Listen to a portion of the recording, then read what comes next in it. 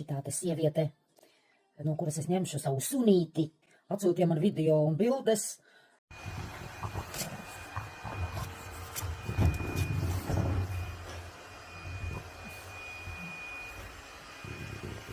Es domāju vārdu, nevaru izskatījusi, man kaut kādu, man gribās, lai ir viegli saukt, lai ir skanīgs, lai ideālā variantā, lai būtu viņam kaut kāda nozīme, ar kaut kādu jēgu.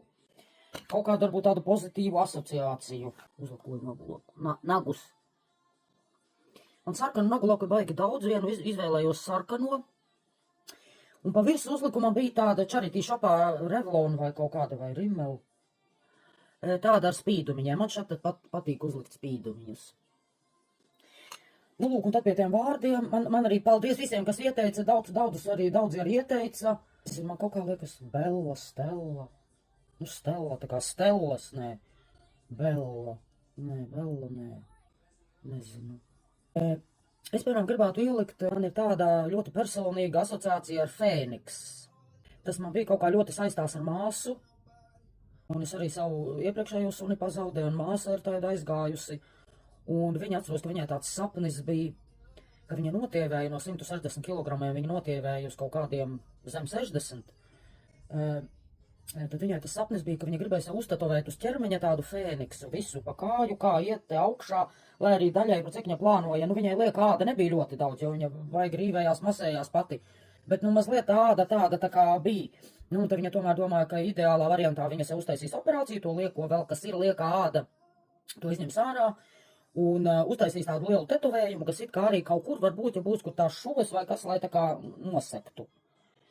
Nu, un tad, kad mēs viņai pasūtījām arī kapu pieminekli, arī tur virsū ir uztaisīts Fēniks. Nezinu, varbūt, ka tas tā nav laba doma. Kaut kā man liekas, man tā būtu tā simboliski. Un arī tas mans sunies pazaudē šausmīgi pārdzīvojumu. Tagad man būs jauna kucīte vietā. Tā kā, nu, simboliski tā kā, nu, pārdzimst.